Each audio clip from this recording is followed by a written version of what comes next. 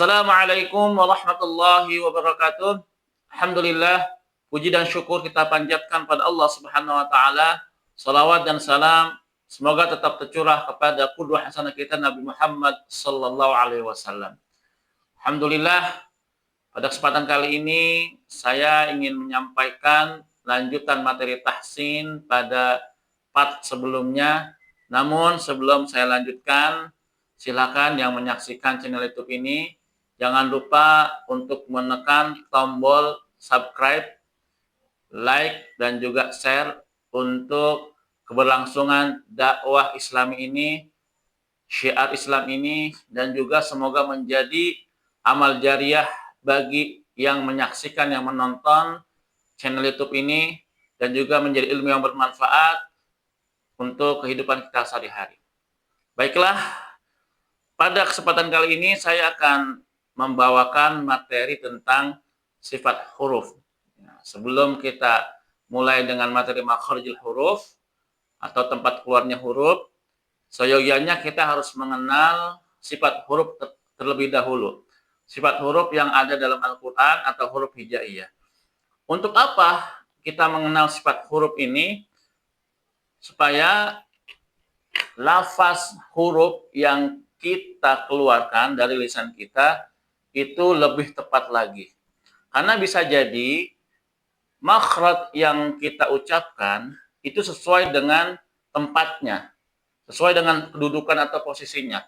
Tapi belum tentu intonasi katanya, penyebutannya itu sesuai dengan sifat hurufnya. Contoh misalnya, kalau kita ingin menyebutkan beberapa huruf dalam huruf hijaiyah seperti huruf do. Ya, huruf do itu kan kalau dalam makhrajul huruf dari sisi lidah.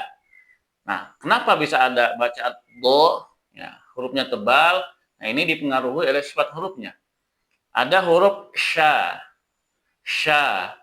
Nah, ini kan huruf yang keluar dari lidah bagian tengah. Kenapa ada angin yang kuat di dalam rongga mulut kita? Ini dipengaruhi oleh sifat huruf. Ada huruf to, ya, to. Nah, ini huruf to, kenapa dibacanya tebal? Ini dipengaruhi oleh sifat huruf. Ada huruf ro, itu juga sama. Ada huruf ko, ada huruf fa, ada huruf ja, dan lain sebagainya. Intonasi ini atau lafaz ini yang kita keluarkan, yang kita katakan dalam makhraj itu dipengaruhi oleh sifat huruf. Karena sifat huruf ini agak sangat penting ya para filsawan semua, supaya kita membaca Al-Quran lebih baik lagi. Ada beberapa sifat huruf yang dikelompokkan oleh para ulama. Ada dua kategori. Yang pertama adalah sifat huruf yang memiliki lawan kata.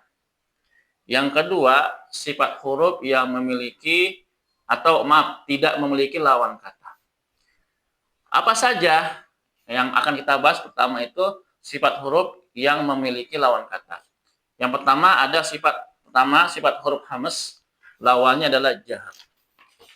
Yang kedua ada sifat huruf syiddah, lawannya ada tawassut dan rakhawah.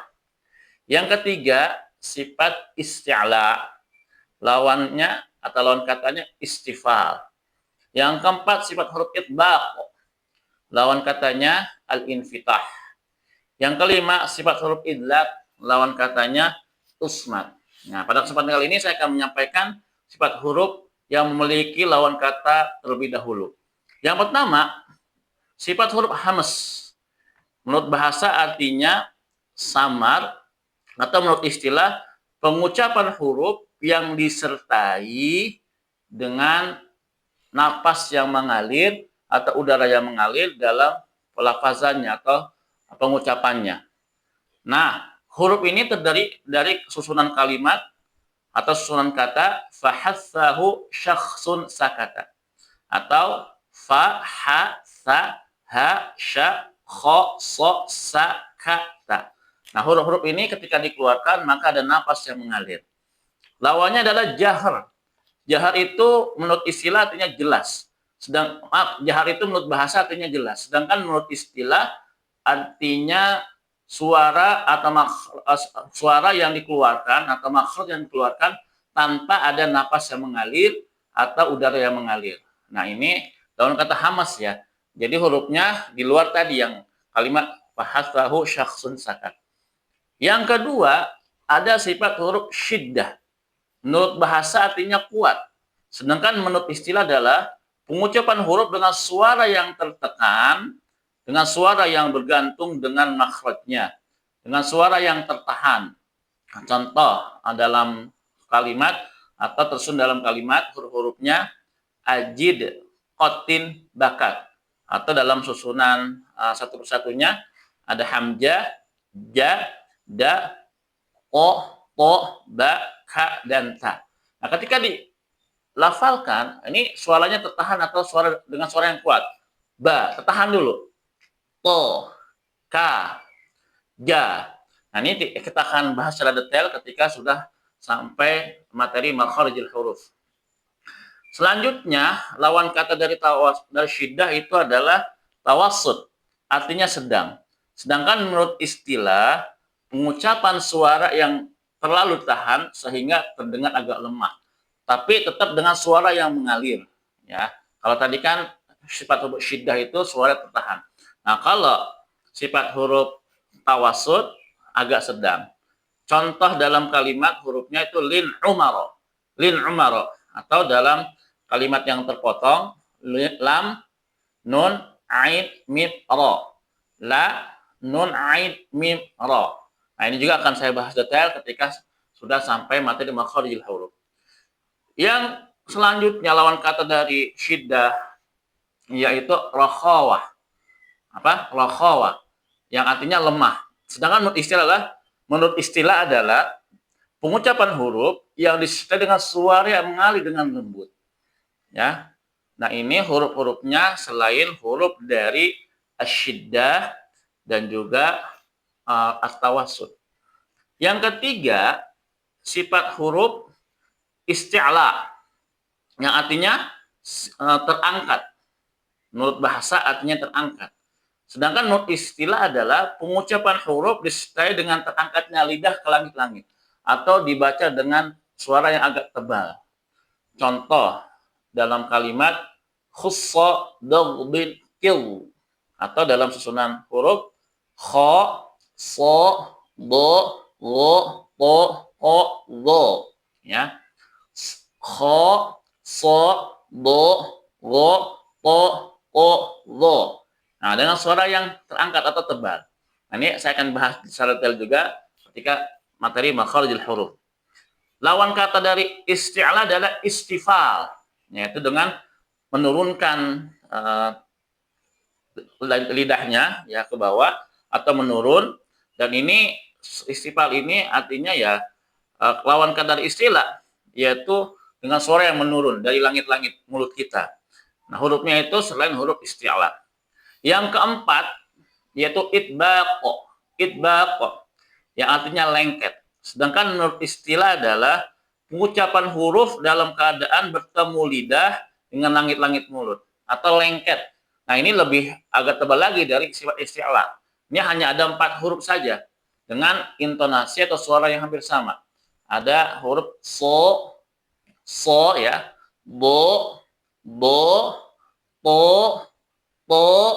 wo.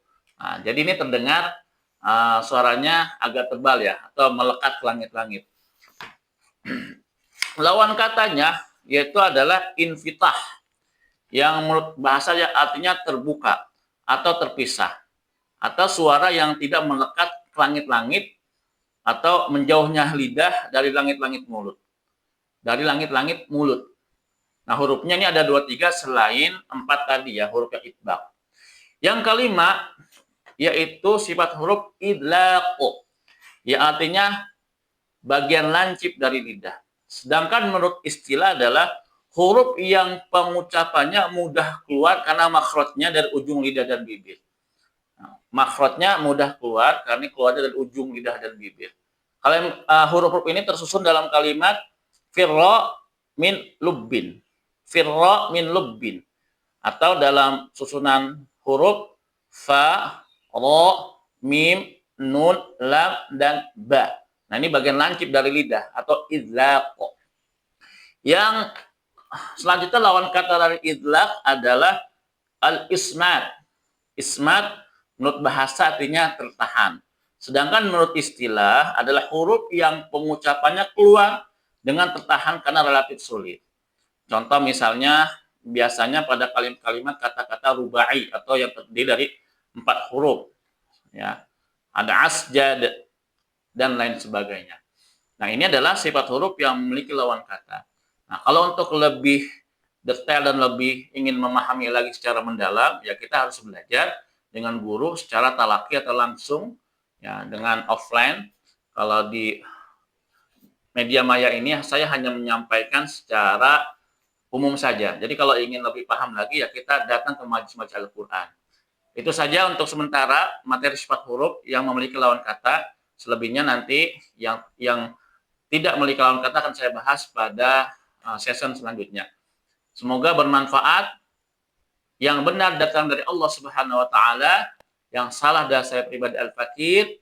Aqulu qauli hadza. Assalamualaikum warahmatullahi wabarakatuh.